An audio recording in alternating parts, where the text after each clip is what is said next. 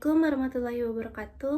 Halo semuanya, selamat datang di kanal YouTube ini dan semoga harimu menyenangkan ya. Perkenalkan, saya Siti Mudrika dari program studi Pendidikan Guru Sekolah Dasar Universitas Esa Unggul Kampus Bekasi. Nah, pada kesempatan kali ini, saya ingin memperkenalkan sebuah media pembelajaran yang digunakan untuk meningkatkan literasi anak-anak di sekolah dasar. Namanya adalah Peta Literasi. Tada! Nah, penasaran gimana cara penggunaannya? Yuk, kita simak lebih lanjut.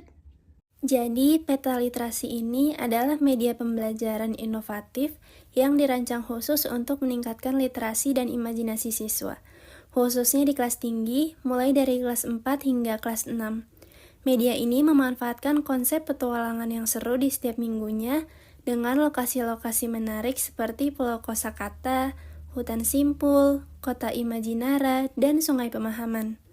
Masing-masing lokasi ini punya aktivitas yang berbeda, yang tentu saja membantu siswa mengembangkan keterampilan literasi mereka dengan cara yang menyenangkan dan mudah dipahami.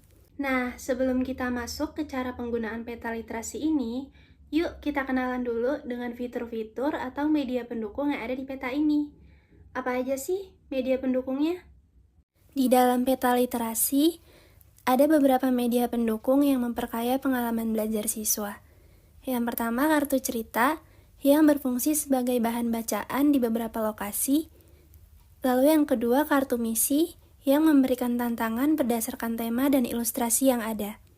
Untuk menggunakan peta literasi ini, langkah-langkahnya cukup mudah. Yang pertama, guru dan siswa bisa melakukan diskusi untuk menentukan lokasi atau wilayah mana yang akan dijelajahi terlebih dahulu. Selanjutnya, pembelajaran dilakukan sesuai dengan jadwal yang sudah disepakati. Yang pertama, di Pulau Kosakata. Di pulau ini, siswa berlatih untuk mengenali dan memahami kosakata baru. Nah, kegiatannya itu dimulai dengan guru yang membagikan kertas cerita kepada siswa untuk dibaca secara mandiri maupun bersama-sama. Tugas selanjutnya adalah siswa diminta untuk menemukan atau mencari kosakata baru yang belum pernah mereka temukan. Selanjutnya, mereka menuliskannya bersamaan dengan artinya. Nah, tujuan dari aktivitas di sini adalah untuk membantu siswa lebih mengenali dan memahami kosakata baru serta memperkaya kosakata mereka. Yang kedua adalah hutan simpul. Di hutan simpul ini, siswa akan berlatih untuk membuat kesimpulan dari apa yang telah mereka baca. Kegiatannya itu mirip seperti di Pulau Kosakata. Pertama-tama, guru akan membagikan kertas cerita kepada siswa untuk dibaca oleh mereka.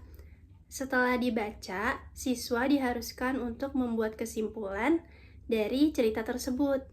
Nah, tujuan dari kegiatan ini adalah untuk mengembangkan kemampuan siswa dalam menarik kesimpulan dan memahami pesan dari bahan bacaan yang telah dibaca mereka. Selanjutnya adalah Kota Imajinara. Nah, di Kota Imajinara ini adalah tempat untuk mengembangkan kreativitas siswa dalam membuat cerita. Kita akan menggunakan kartu misi. Nah, kartu misi ini berfungsi untuk menjadi arahan tentang tema apa yang akan digunakan oleh siswa untuk membuat cerita. Kita coba contohnya salah satunya ya. Nah, di sini terdapat gambar anak-anak yang sedang makan bersama di suatu tempat. Lalu, arahannya adalah buatlah cerita bertemakan pertemanan berdasarkan gambar di atas. Nah, melalui kartu ini, siswa bisa membuat cerita sesuai dengan ide dan kreativitas mereka. Misalnya, Budi dan kawan-kawan sedang makan siang bersama di kantin dan sejenisnya. Tujuannya adalah untuk memberikan ruang kepada siswa dalam berimajinasi dan mengembangkan ide-ide yang mereka miliki. Yang terakhir adalah Sungai Pemahaman.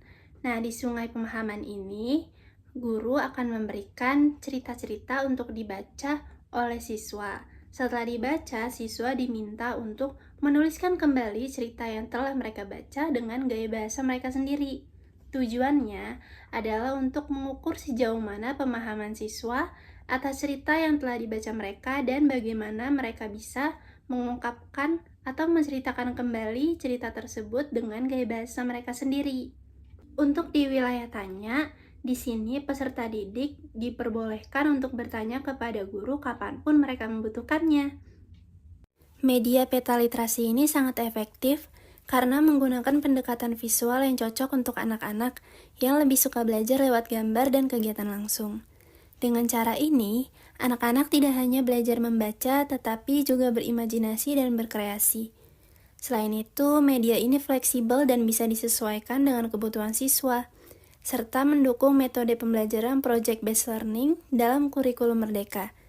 Jadi, mereka bisa menghasilkan karya nyata seperti menghasilkan cerita berdasarkan kartu misi tadi sebagai hasil dari proses pembelajaran. Melalui media ini, diharapkan siswa bisa mengembangkan rasa keingintahuan, kreativitas, dan pemahaman literasi mereka. Pembelajaran pun jadi lebih bervariasi dan menyenangkan, sehingga mereka akan lebih termotivasi untuk terus belajar tanpa merasa bosan. Jadi itulah dia penjelasan tentang peta literasi. Sangat menarik bukan? Oh iya, untuk teman-teman yang ingin mencoba membuat sendiri, panduannya ada di deskripsi ya. Silahkan dicek. Semoga video ini bermanfaat. Sampai jumpa. Terima kasih dan wassalamualaikum warahmatullahi wabarakatuh. Dadah.